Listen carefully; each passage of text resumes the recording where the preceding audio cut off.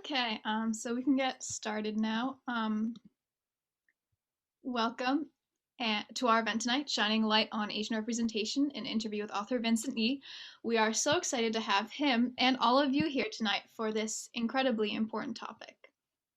Before we get started with the interview, I just quickly wanted to talk about the project this event is a part of. For my Girl Scout Gold Award, the highest achievement a Girl Scout can earn, I wanted to focus on media diversity and representation because I often don't see myself represented in the books, movies, TV shows, etc. around me. I created a website, diversifythemedianarrative.com, and a series of events such as this one to teach people about the media narrative and help them find access to diverse media more easily. Hopefully, with more amazing creators like Vincent here, accurate and positive media representation will be abundant. With everything that has been going on right now, it is more important than ever to think critically about how different groups of people are portrayed in the media and how that affects our perception of them. And now, without further ado, let's get started. Vincent, can you please just give us like a brief introduction of who you are and some of the work you've done? Sure thing. And just really quick, I want to say thank you to Valerie and Nora for setting this up. And a quick intro about me. So my name is Vincent Yee. I am an American-born Chinese. I was born here in Boston, living in Cambridge now, but grew up most of my life in Brookline. Went to Brookline High School, where I was alum with Valerie's mother. And that's how we know each other. But I went to college here as well. I spent my time in my career as an IT manager in a number of Fortune 100 companies here in Boston. And right now, I'm actually taking the time to, as Valerie mentioned, I've written 2 books, and I'm working on my most ambitious book project right now. And now I'm spending time with you. Awesome, thank you. So one of the projects that I kind of like heard about first when I first heard of you is your Asian representation series. So can you like tell us a little bit about that and why you created it? Sure. So, it was 2018, and for those who are aware of Crazy Rich Asians, the marketing started to go up around 2018, and especially that iconic poster with Constance Wu and Henry Golden. And I got a text from a friend, and she texted me. She goes, "Oh my God, Vincent, is this how white people see themselves every single day?" And that's what representation is all about, right?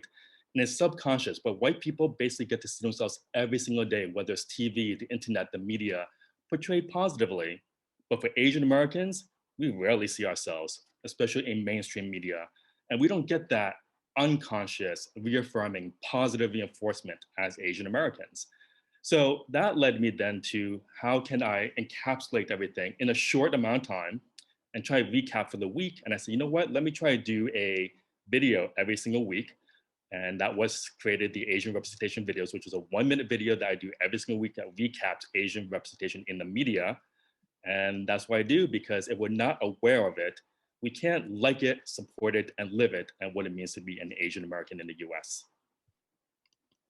Awesome. So, Thanks. and that 1-minute video takes 3 hours to make every single week, just to let you know. Wow, that's a lot, and they're amazing. I recommend everyone go check them out. Here is his website, and that'll also be in a follow-up email after this event. So what have some of the reactions you've gotten so far with this series, and have you accomplished kind of what you set out to do? Yeah, so when I first started doing the video, it was really more for my friends. I wanted my friends to be more engaged. I wanted them to be more aware. I wanted them to watch themselves on TV, in the media, and what have you. So in that sense, it's been good because my friends' views are like, my God, Vincent, in 1 minute, I can get a recap of Asian representation. And sometimes they would say, and I don't have to watch TV because they don't have the time, right? But they say in 1 minute, I feel up to date with Asian representation in 1 week, in a minute. So that was good. In terms of accomplishment, I think one of the really cool things about the video was as I started doing the videos and more got out there, I was actually able to get some of the Asian American actors and actresses who were actually in the shows I was promoting to sub in for me. And that turned out to be a really cool event. So my audience really liked that.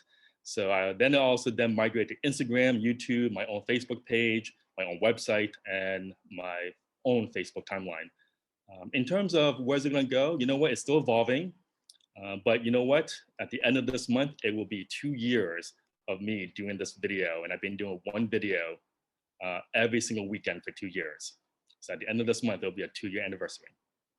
Wow, exciting. So can you maybe tell us a little bit about like the negative biases and suppression in Asian American stories and how you combat them, like not only with your representation series, but also as an author? Yeah, and I've given some thought to this and I tried. There are many elements, but it's really two things for Asian Americans is, especially in representation, is not to make them the heroes and not to show Asian American men and women together, especially romantically. So if I were to just pose that question, you probably would not be able to find that many movies where Asian American men and women are the heroes or even them together. So I think the only movie where you saw an Asian American man and woman kiss was probably Crazy Rich Asians as a mainstream movie. And there's like 2 billion Asians in the world. Not to see one pair kissing at all in America, it just sounds kind of strange. And I think that's what it is we don't control our narrative. And that's where Asian American authors need to come in. We need to start writing our own stories and we need to write them authentically. And obviously, because we're going to write them, we're going to write them that portray us positively, Asian American men and women. And that's what it's all about. We have to write our own stories. And we can't wait for white people to write our own stories because they may try, but they really can't. And this is why Parasite won the Oscar last year. They didn't care about what Hollywood thought of the movie. They wrote it from their authentic perspective, and because it became such a great movie, it won the Oscar because it was written authentically without a Hollywood lens to it. So that's the challenge, and that's the goal for Asian American authors. Awesome. So kind of going off what you said earlier about like, oh, this is how white people always see themselves when uh, Asian Americans finally get that representation. What are the benefits for non-Asian people to see more Asian representation in the media? Well, definitely. So it's important to understand that here in America, there are many spaces. There are spaces for white people, there are spaces for Asian Americans, for Black Americans, for Hispanic Americans. And until we see all those spaces, we as Americans in our diversity are not going to be able to appreciate them. And it helps when we can see and sympathize not the right word, empathize with other spaces. Because when we can see those other spaces, the other starts to go away and we start to see ourselves as Americans, but also our unique heritage as well. And white people have their own heritage as well. But we as Asian Americans and all the other groups, we have our own spaces. And these are the spaces in America, but when they're invisible, then you have othering and you have mistrust and you have fear and you have a lot of things that go with it, which are negative. And I think in order for our society to be better, we have to see those spaces. And like you said earlier, Asians have to write our stories. Yeah, kind of a different topic, but still talking about your writing. What is it like writing your different genres as one author? What's interesting is I know we talked about this before, and many authors usually stick to one genre. Stephen King, greater horror, what have you. And the way that I write, and for whatever reason, I don't create stories. Someone gave me these stories that are in my head, and I don't know where they came from, but I just have to write them in order to get them out. So my first book, The Purple Heart, is a historical fiction based on the Japanese American experience. And just really quick history, I think everybody knows, if you've done your history. World War II, the bombing of Pearl Harbor, 120,000 Japanese Americans were imprisoned. And despite their wives, their mothers, their parents being imprisoned, 7,500 young Japanese American men volunteered for the 442nd. And they were actually the most decorated US Army regiment for its size. And no one knows about them, right? So I wanted to write their story, and that's why it's called The Purple Heart. So historical fiction. And then my next book, the Tamago stories, which is a collection of contemporary Asian American short stories. So those 8 stories round out from crime action to medical drama, legal drama, rom-com, and there's also a sci-fi story as well. And to your point about seeing the different spaces, I wanted to show Asian Americans in all these different spaces and all these different genres. So you can see the variety and how they act and how they are in them. And currently, right now, I'm working on my most ambitious book project, which is a 5-book young adult Asian American fantasy. So now I've gone into the whole fantasy realm, and I want to show Asian Americans in a fantasy situation. So in terms of the intersectionality, it's all about showing Asian Americans in different genres. And the other thing also is I don't write simply from my own Chinese American perspective. Most of my Asian American characters range from being Chinese to Korean, Vietnamese, Taiwanese, and Thai, because in the Asian American community, a lot of us are friends, and I want to show us as a collective in these different genres. Okay, and kind of following up on that, how do you write like different Asian ethnicities that aren't your own? Like, do you have to do a lot of research for that? Yeah, so that's a good question. You know, so for the Purple Heart, because it was so important because of the historical nature of it, over a year's time, I did research. So I did research, and the whole thing is this: is as much as we need to write the story, there wasn't that much material for the Japanese American experience. There were a few websites that were credible. There were only maybe a couple of books that I could refer to, and a lot of it was documentaries. And then from there, having the historical foundation, I was able to lay on top the fictional aspect of the story. So for that one, I had to do a lot of research. For the short stories, I actually based a lot of the characteristics on my friends. I'm so fortunate that I have many friends across the Asian American diversity, Chinese, Korean, different generations as well. And I was able to pick up and fold those into the stories and make it as real as possible. I didn't tell which friends, which characters I based them on, because I didn't want to inflate their ego per se. I did have some friends who read the book and then this sounds really familiar, Vincent. I said, well, hey, it's just a coincidence. That's what fiction is all about. And but now for this fantasy story, this fantasy one is fantasy. So I had to do a lot of research on exploring a lot of the history in different Asian cultures, and I had to do a lot of language research as well. And so hopefully trying to fold that all into this current book project. Well, So It's really, a lot of research and having a diversity of friends help. it's really, really fun that you got to use your friends as characters. I've done something similar in some of my own writing projects, as you may know. Very Um, cool. yeah. So, new topic now. Whitewashing is very prevalent in American media. Why do you think it happens so often, and how can we prevent it? You know, as I mentioned earlier about when they were portrayed as heroes, I think simply because from a Hollywood perspective and because there is a white lens to the Hollywood narrative, is they simply whitewash because they don't want to show Asian Americans as the heroes. It's simple as that.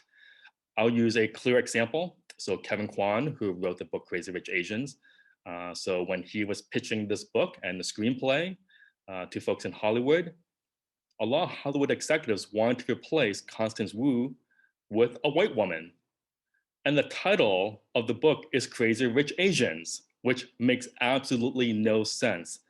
And I think this is just a really discouraging thing is that even when it is an Asian American story, or even a Black story, Hispanic story, LGBT, or even Jewish American story, they somehow want to insert themselves into a story. And it may make no sense at all, but they want to insert themselves in. And Kevin Kwan said no. And he had to find a studio that would accept his screenplay as is. And the whole thing with Crazy Rich Asians was the budget was only $30 million. And he and John Chu, so they were given, it sounds like a lot, but it's actually not a lot when it's a full feature film.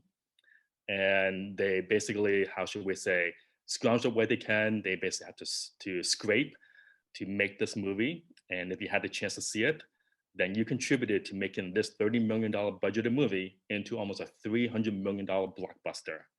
And that just shows that there's an audience and money can be made from having an authentic Asian American story. So Yeah. yeah, hopefully did I answer your question. Were there anything parts of the other question I need to answer or? No, that was perfect. It kind of reminded me of one of my favorite movies ever, To All the Boys I Loved Before.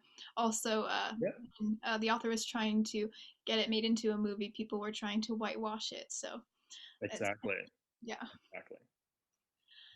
Okay, so what are the dangers in underrepresentation of Asian Americans in the news specifically, and how has current events made this prevalent? And again, is there anything we can do about it?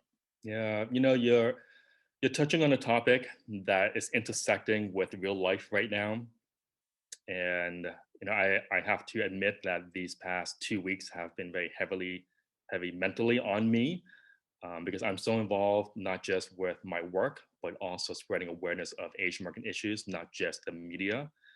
But I think this week was just horrible in the sense of what happened down in Atlanta, Georgia, and the killings that happened in Atlanta, Georgia, that involved 6 Asian American women. And the underrepresentation is that if you're listening to how the authorities in Atlanta is portraying this, they're really, in my opinion, and in many other people as well, they seem to be giving more benefit of the doubt to the murderer, the 21-year-old white person who basically went to 3 Asian-owned businesses to murder them. And unfortunately, the murderer can't speak. Luckily, there is a survivor, and hopefully, he can tell his side of the story soon. And that's where the underrepresentation, because that's where it's dangerous, because the authorities are basically, how should we say, going down stereotypical tropes to portray these unfortunate victims of this crime that happened this past Tuesday. And there's a lot of effort. I just watched today the House Judiciary Committee on Anti-Asian Violence, and Judy Chu, who's a congressman from California, was very concerned at the how it was being portrayed in Atlanta, how the Asian American women were being portrayed. Because unfortunately, as soon as you say massage parlors, negative connotations come in the way. But the mayor of Atlanta said these businesses have no negative connotations. They are spas. Couples go there as well just to get massages. And unfortunately, when you conflate Asian and sometimes with spas, you get negative connotations. And I'm glad that the mayor was trying to dispel that immediately. And that's where Asian representation needs to come in, to portray ourselves as humans, to humanize ourselves, that they were there just working day to day, and especially during a pandemic, and they had to worry about dangers. And unfortunately, this past Tuesday, they were killed. And so we have to make sure that we help those who don't have a voice to give voice to them and portray them in the right way. So that's when underrepresentation or a lack of Asian representation affects our community. So Yeah, and is there anything that we can do to bring more visibility to Asian stories in both the news and also back to entertainment? yeah, so I mean, just to focus back in on current events, I think to follow up, the whole thing is this: it all depends on if you're following certain people on your social media, right? And so one of the things is, when I used to commute to work and I'm on the T and I'm crammed in like sardines with everybody else. But every now and then, because it's a 30-minute ride, I would look down and I see people scrolling on their phone. I would see diversity people, whether they're white, black, Asian, what have you. But you can see the differences in their social media feeds. Most of the African Americans, Black Americans who view it are mostly social media celebrities who are black, and then who are Asian, or they're reading in their own languages per se. And then same thing for people who are white, they're looking at mainly digital media that is reflective of them. And it's just natural per se. I try to diversify my own social media to follow black, whites, and other celebrities and notables as well, to get a diverse view. But if you're not following Asian American media per se, you're not going to know. And so I would urge people to follow people like Aquafina or Gemma Chan or Daniel Day Kim. I would say right now, in the heat of things, the people you should be following are Daniel Day Kim, who is the actor from Hawaii Five-O. Follow Daniel Wu, who was the actor from Into the Badlands, because these two people have really spearheaded our representation in the media and in politics. So today, Daniel Day Kim spoke at the House Judiciary Committee to give his perspective on things. The other person I would also follow is Amanda Nguyen. She is a 2019 Nobel Prize nominee, but she was the one that had that viral video that really talked about Asian representation, and especially during the crime that happened with the Thai elderly person who was killed by the 19-year-old because he basically struck him physically and causing him to die in the streets. So these three people are definitely noteworthy. They should be listened to, and you'll be up to date on many things with regards to Asian representation, but also things that matter in the Asian community right now. And to your other question about, what was the other question, the last thing? How can we bring more visibility to these stories, like us personally?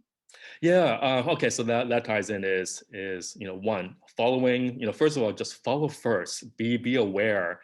You're not gonna be able to jump in, make a difference. But I think if you can follow these stories, follow these people, follow our stories, the Asian American story, especially what we're going through right now, you can offer us empathy and know what we're going through.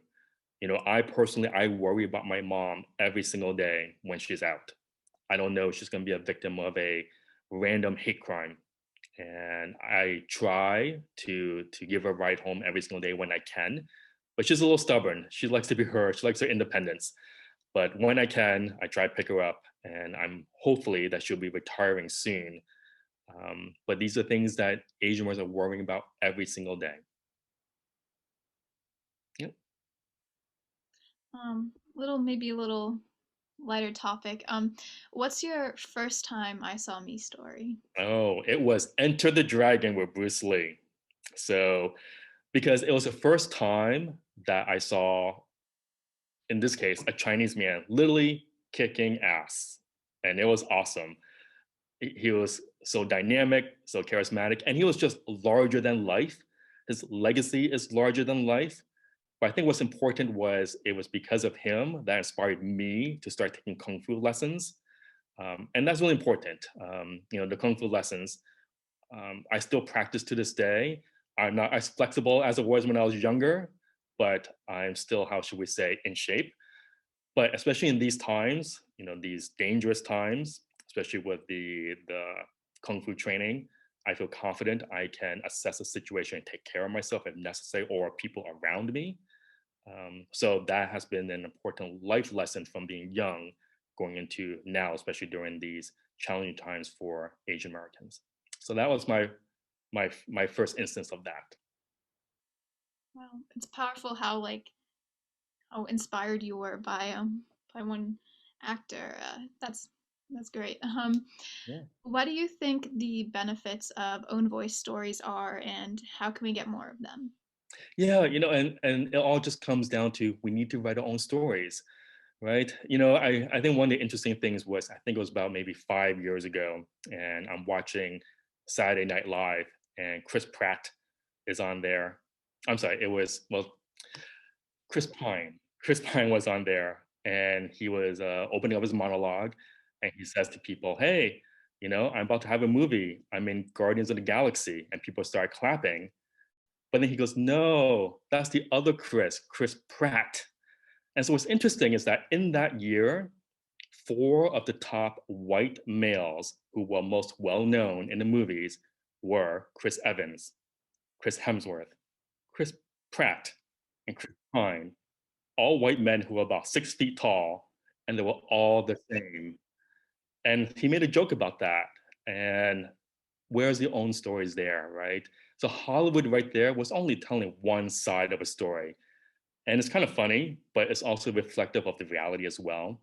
And that's where our own stories, whether it is from women, men, communities, we need to tell our own stories because that is America.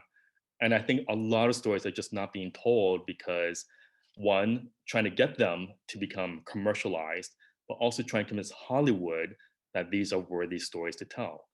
And you can tell by the Oscars and some of the Golden Globe nominees that stories that probably Hollywood would not think is really commercially viable, are actually very popular for people to watch. I think the most recent thing is with the Oscars is Minotti. Minotti is nominated for an Oscar, Best Director, Best Screenplay, Best Supporting Actress, and it is a American story, but from a Korean American lens. And why shouldn't it be? Why can't there be an American story that features other people who are not white, but still be an iconic American movie? And so we shall see how Minari will perform at the Oscars.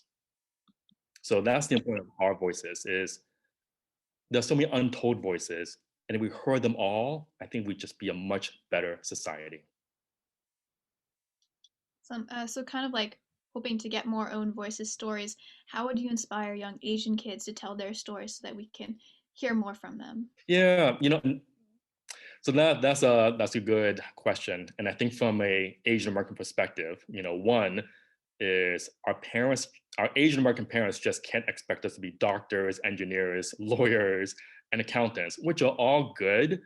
But you know what? I think in the diversity and breadth of Asian Americans, especially the younger generation, the teenagers, the ones who are going to college, this is where they can explore. This is an area, an industry where there's a lack of representation. Um, and obviously, people can have full-time jobs that are respectable, that can pay the rent, because there are a number of screenwriters who are Asian American now who are going into this industry, and we need more. We basically need more, and I will encourage Asian Americans and any person, but especially Asian Americans from the Asian American perspective, to go into writing. Now, you'll have to do some research. It all depends on creativity as well, and it all depends on screenwriting. But it's doable. It's totally doable.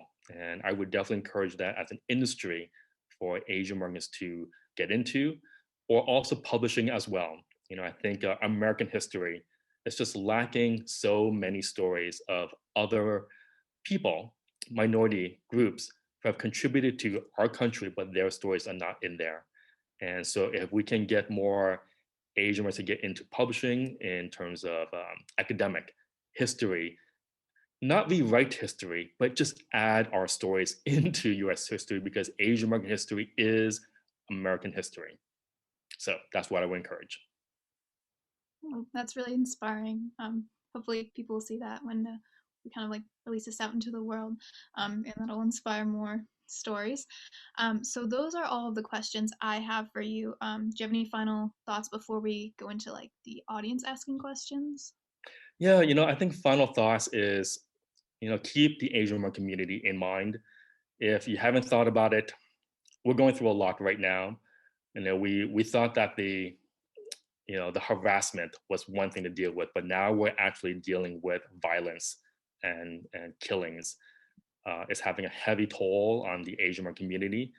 I would also ask people to really reject the model minority myth. The model minority myth is not real. Not every single Asian is crazy rich Asian, you know, but that doesn't mean that we don't have our challenges, and we're trying to do the best that we can. The other thing I would ask is that if you're in a situation where people are mocking, disparaging, or making fun out of Asian Americans, tell them to stop, because it's just wrong. Because you're not just making fun out of an Asian American, you're making fun out of an American. And we need to stop that collectively. Um, but especially from an Asian American perspective, because we have definitely endured our share and ongoing stereotypes, tropes, disparagement, and it needs to stop. So that's what I would ask. And also visit my website, asianrepresentation.com. You can learn a little bit more about me in there as well. Thank you so much. You're Um, welcome. All right, so for the audience, if you have any questions, you can feel free to digitally raise your hand, and then Nora will call on you. Or if you want, you can send your message to everyone in the chat, or you can private message me your question if you want to stay anonymous, and I will read it out for you. Be nice to me. Yeah. It's been a tough week.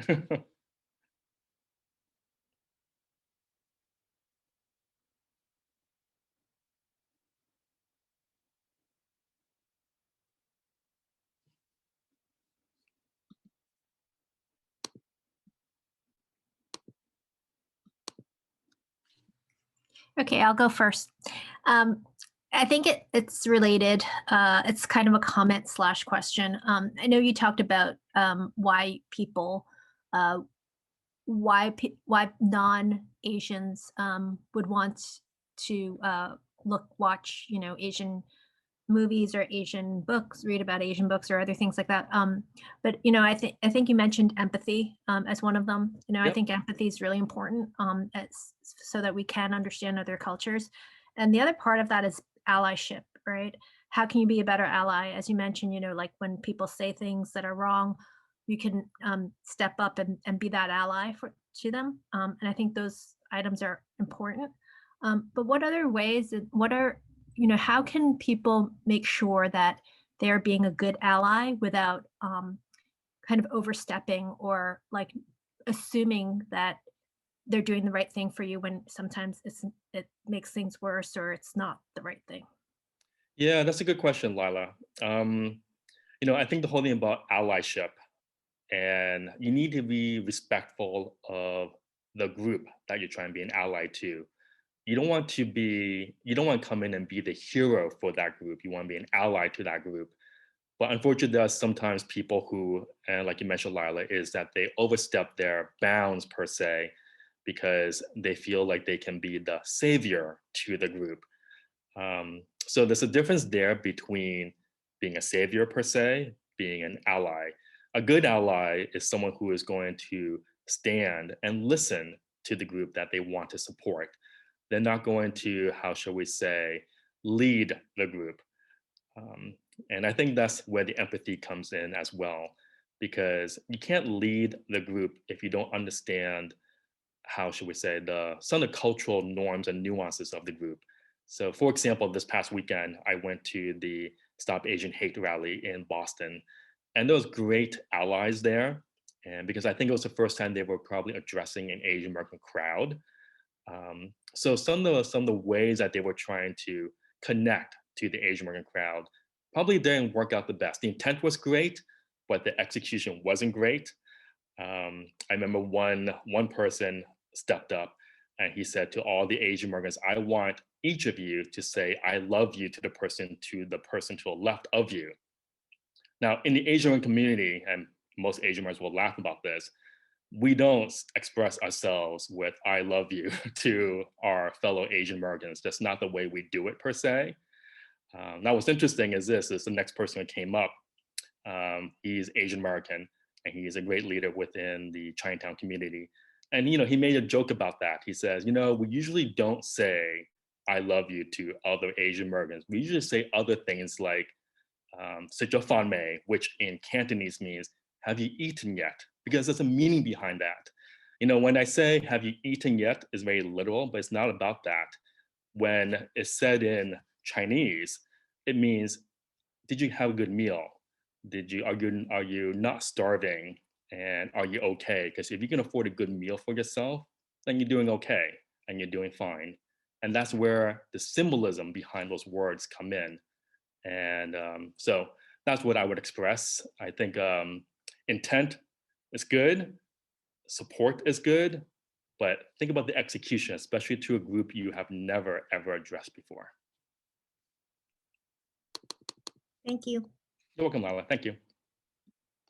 We have a question in the chat, private chat. Kind of this some of the stereotypes against Asian American people are specifically like fetishizing Asian women. So do you have any like thoughts about how that like bad stereotype can kind of like lead to people's perception of Asian women and maybe even kind of explain some current events that have happened? Totally. Yeah. So I actually just posted this on my Facebook timeline for awareness to friends. So I believe her name is Jennifer Ho. And I may have to correct that, or Debbie, I believe. But she is a director of a humanities program in Colorado. And she wrote an op ed on CNN. So you should be able to find it on CNN. And she wrote about the objectification of Asian women and how the objectification of Asian women served white men in a sexual perspective. It's a very tough topic.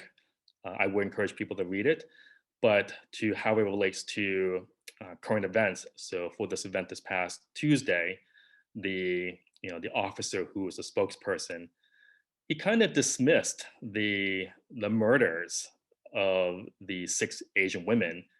In his mind, he may have seen them simply as sex workers when they were not. And so he may have let his own biases get in the way when describing the victims. And I don't know if people saw it, but he said the murderer was just having a bad day, and this is what happened.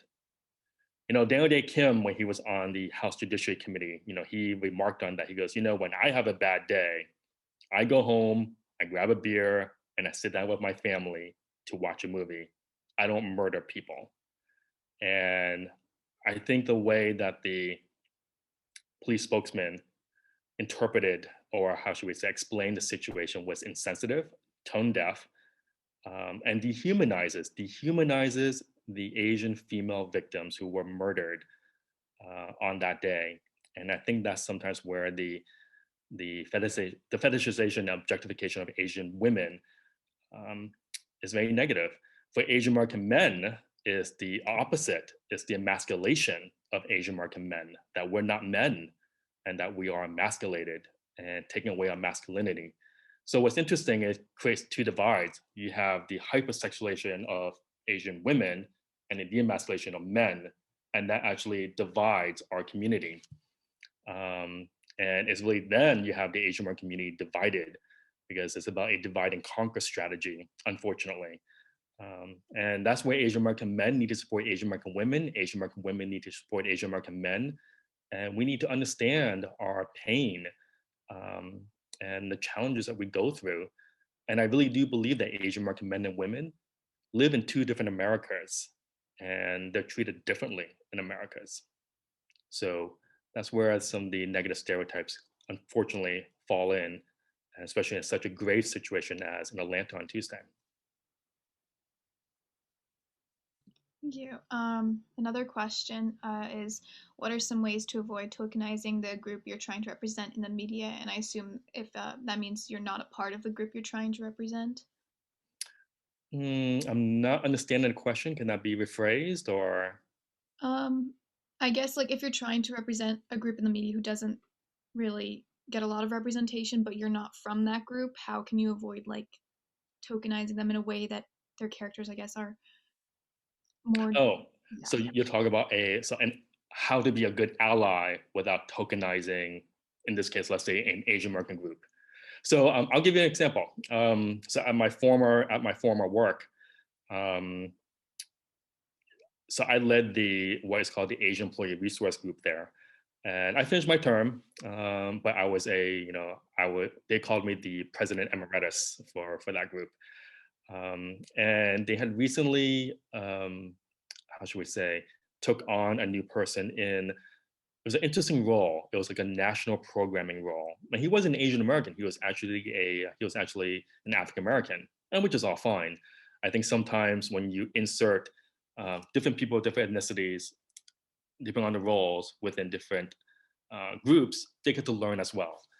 But what I was glad about him was because he wanted to participate in helping to create a Lunar New Year event for one of the offices. And of course, what's interesting is you're having, and the optics around it is you're having an African American who is going to help set up a Lunar New Year event for an Asian American community. But I think he knew that he should probably reach out to someone, and he probably wanted to reach out to someone, in this case, retired, which was me. And so when he offered me his ideas on how should we say, represent the Lunar New Year, it was horrible. Some of the suggestions he had really were, how should we say, taken out of, and I hate to use this stereotype, but taken out of decorations from a Chinese restaurant.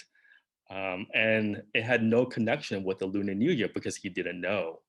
And I think he was willing to admit that he didn't know. But I think at the same time, when I asked him politely, I asked him, what is your interpretation or perception of a Lunar New Year event? And it was a good learning opportunity because when I got to, how should we say, offer him the proper ways to represent Lunar New Year, he learned a lot. So he did the right thing. He didn't assume that doing these things in his mind, which were probably taken from movies per se that may not have represented Asian Americans properly, but he said went to me. I would also say that pandas and ninjas don't go together. One is Chinese, one is Japanese. So things like that don't go together, which I've seen sometimes on memes and birthday cards. So yes, I think this all goes back to not leading, right? Going back to not leading and not assuming things. And he was willing to ask questions and learn more. So I think that's one way. Awesome. And we have another question from a fellow writer, or someone who creates stories. Awesome. You mentioned how you're writing an Asian Center fantasy series. How do you write the Asian American experience in a fantasy setting through things like mythology, historical parallels, etc.? I'm mainly just wondering about your thinking regarding writing minority experiences in a world that isn't ours. And then I ask this with emphasis that I'm not Asian American, but I like to write and want to have a diverse cast of characters in the stories I make. Yeah. So, so I want to understand the author's question. So he or she, I'm not sure if he or she, but wanted to write stories that in worlds that they may not know. Is that correct? Yeah, like how do you kind of bring the Asian American experience into a fantasy world? Mm-hmm.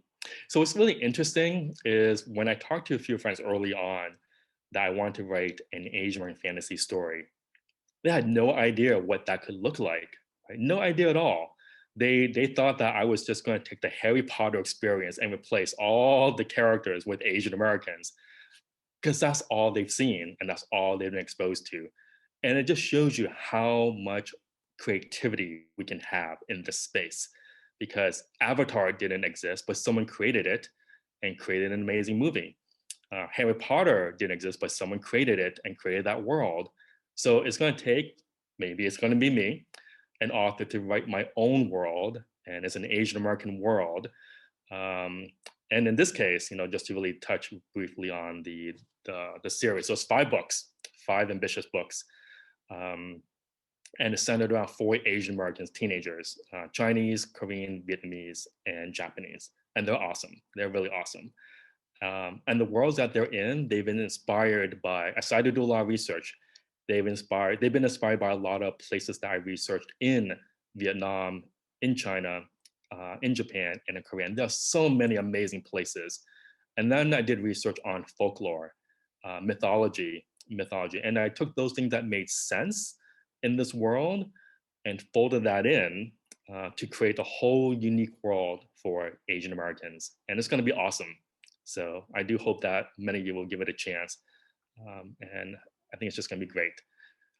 I want to make sure I answer any other questions as well. I think the whole thing is you have to have this vision for what the world could be. And I think I mentioned before, I don't set out to create a story. For whatever reason, I already have parts of these stories in my head. And probably since 2015, these images, these fantasy images, have been in my head for so long. And only until I started to work on the outline for the 5 books, that finally, they came together and they made sense into our 5-book series. It was just going to be 3, but I started to work on the outline, and the story just got to be so much more in depth that it became 5 books instead. So it's going to be 5 books, which means I have to write 5 books. I wrote 3 so far, 2 more to go. I think that's what it is for me, is just to get these stories out of my head. Someone gave them to me. I don't know who, but the only way I can get them out of my head is by writing them.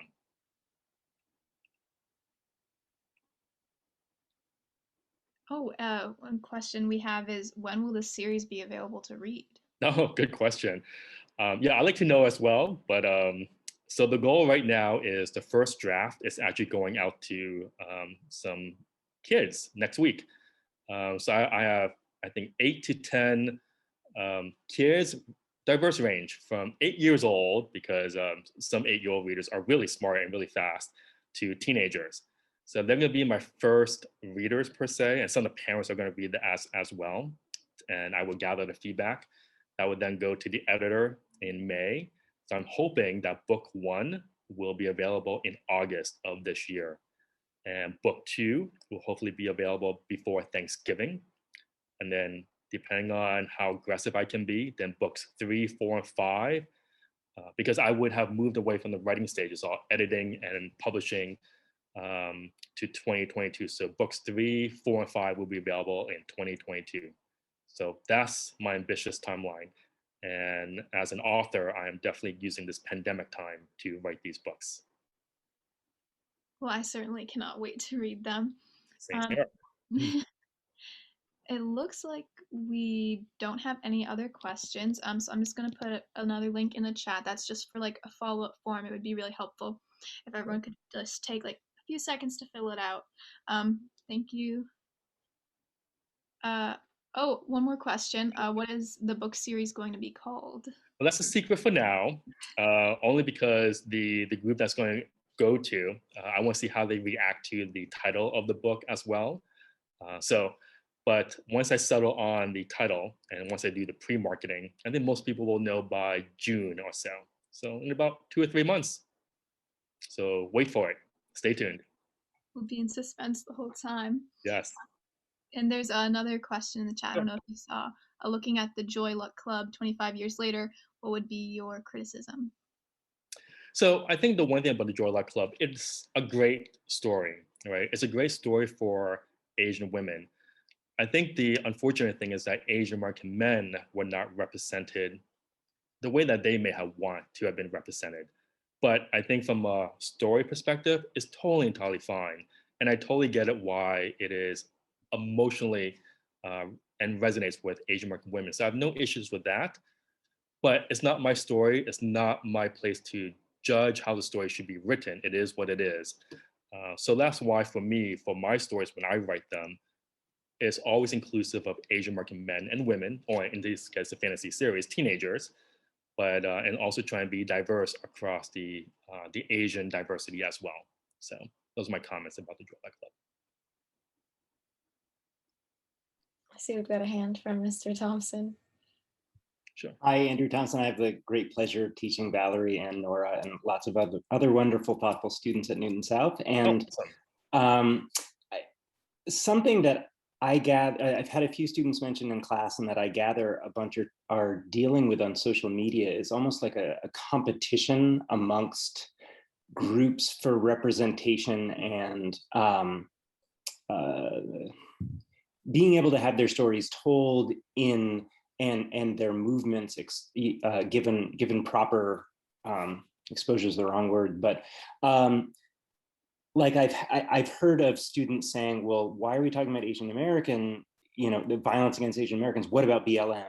And that there's almost this kind of finite resource feeling. And I've read to my students an amazing post from Jeremy Lin, in which he's right. saying, no, it's not a finite thing, right? We can lift everyone up. We can be focusing on all different stories. And I'm wondering if you've had any experience kind of around that, or suggestions for especially students who might be coming up against like, well, now is not your time, we need to talk about this other group, or like how to kind of create this sort of cross-cultural empathy.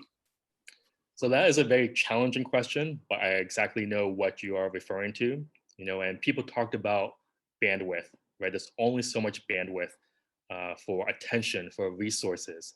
But, I look at it this way, we're in 2021, all things considered. We have so many digital streaming services. People have Disney Plus, HBO Max, CBS Access, Apple TV. People are making the time for it. Now, I think one of the challenges is that people may say, well, I only have so much time for this. And that's understandable. But the other thing is, other things matter as well. And I think one of the things is we have to find the time to make it because lives are at stake. Essentially, lives are at stake.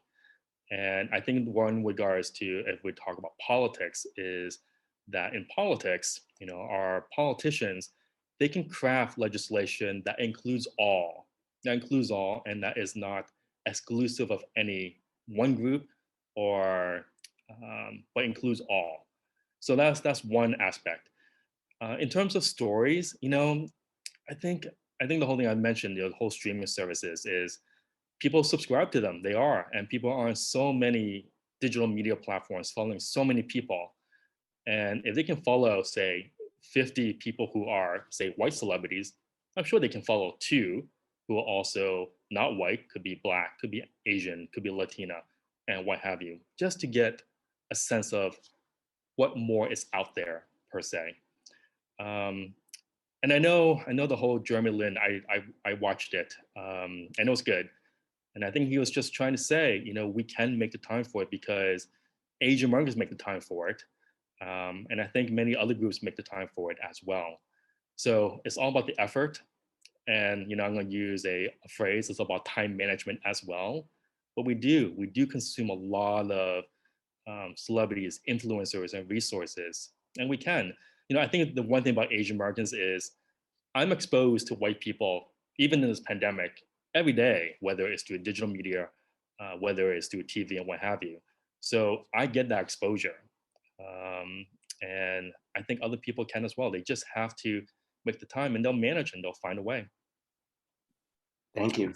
I'm not saying it's easy, but it can be done. Thank you. I appreciate it. I think we have time for one more question. Do you have any good Vietnamese book recommendations? Ooh, that's interesting.